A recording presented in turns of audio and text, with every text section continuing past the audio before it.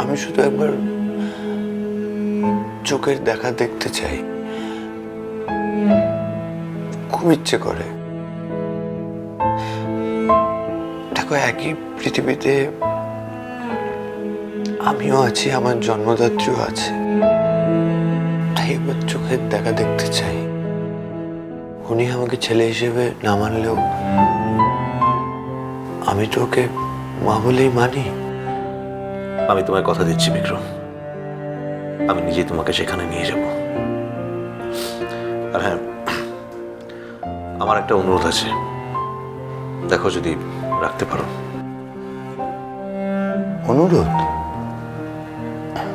কি বলো? তুমি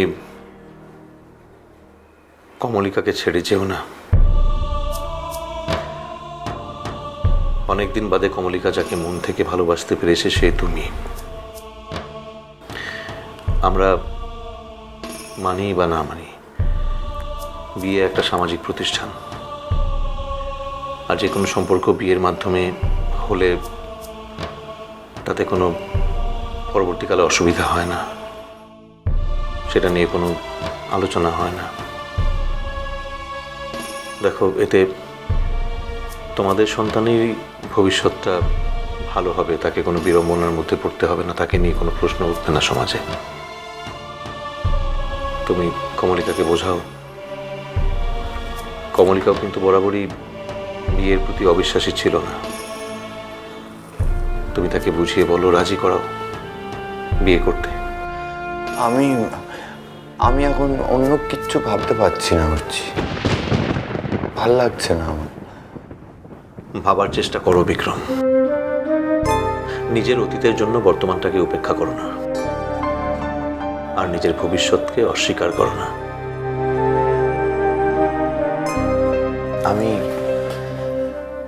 আমি এবার উঠব।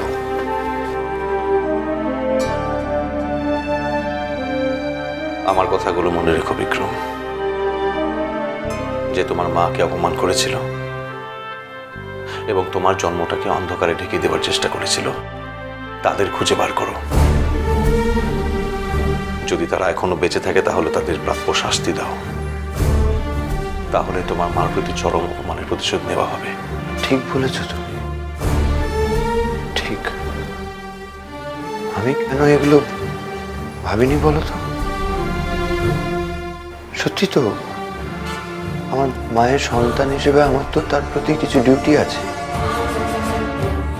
ঠিক,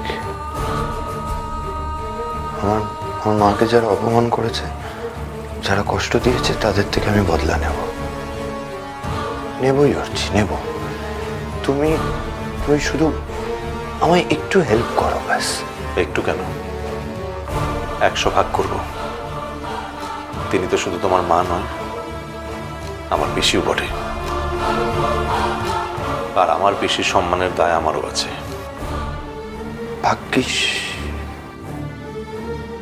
ভাগ্যিস আমার তোমার সাথে দেখা হল করছি। আমি সত্যি বলছি,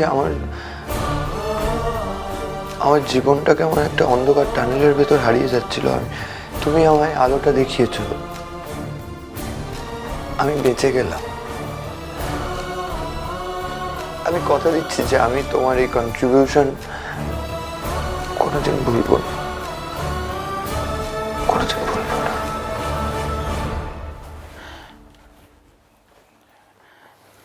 thank you so much, thank you. আর কাঁদবো না, এবার চোখ দিয়ে আগুন ঝরানোর পালা।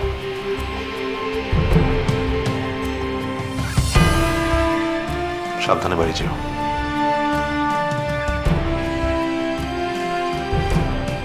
আসি অর্চিতা।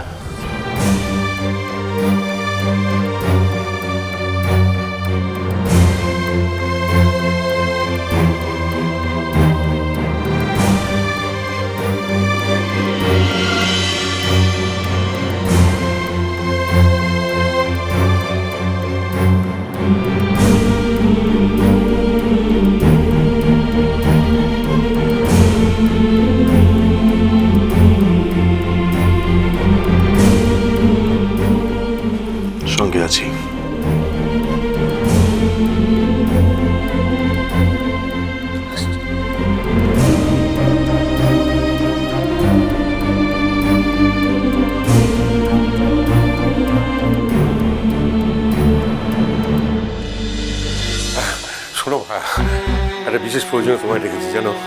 দেখো, তুমি যবে থেকে আমাদের পরিবারের সদস্য হয়েছো, আমাদের নানাভাবে কৃতজ্ঞতা বেঁধেছো আমাদের সবাইকে।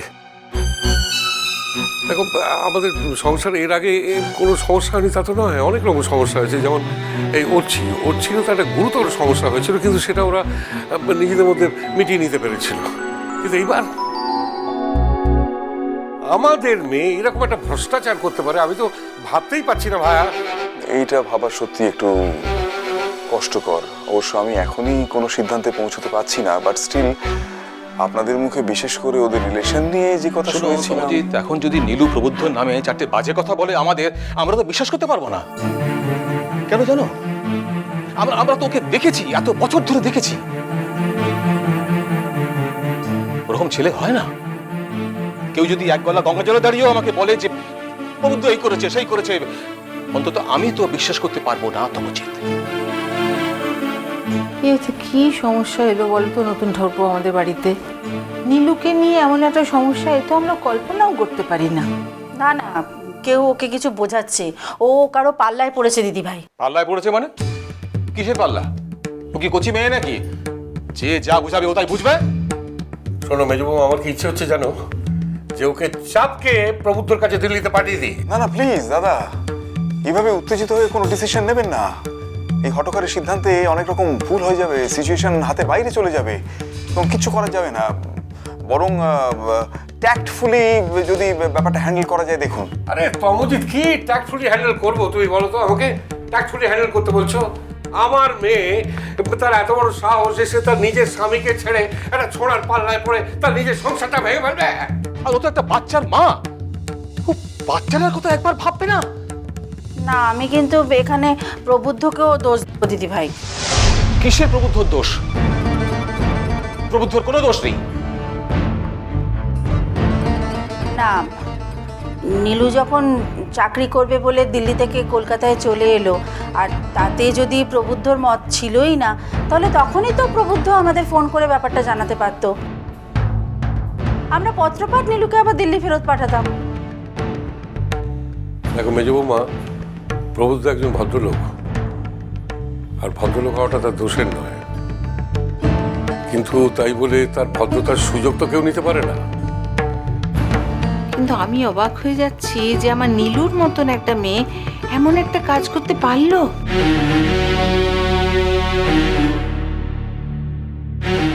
এটা যদি হতো রূপু, আমি একটু অবাক হতাম না, কিন্তু এটা নীলু চিরকাল ও মা বাবার মাধ্যমে আমরা দেখে শুনে সম্বন্ধ করে বিয়ে দিয়েছি। তার মুখে কোনোদিন একটা কথা ছিল?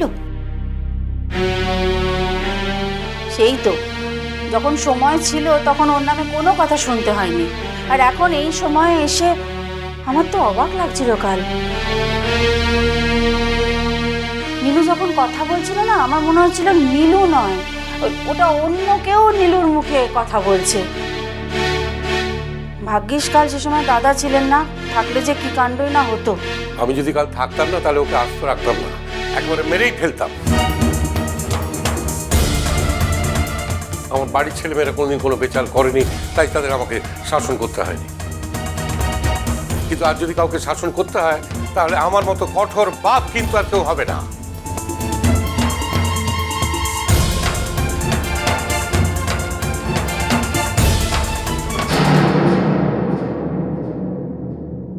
নিজের মতো চলা মানে এটা নয় যা খুশি তাই করা। তুই যেটা করছিস সেটাকে পারভার্সন বলে। ভাই, একদম জোরে কথা বলবি না, আর তোর এই জোর গলায় কথা বলার আগে আমরা কেউ তো আশা করি না।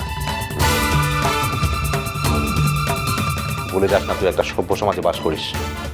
আমাদের বাড়ির মেয়ে হয়ে তুই যা খুশি তাই করতে পারিস না, আর যদি জোর করে নিজের অধিকার ফলাতে যাস তাহলে আমরা কিন্তু বাধা দেবো। বাধা দেবে? তুই তোর নিজের জীবনের উপর নজরদারি কর, আমার জীবন নিয়ে ভাবতে হবে না তোকে। ইয়া মিষ্টি কুটু মিষ্টি কুটু মিষ্টি কুটু।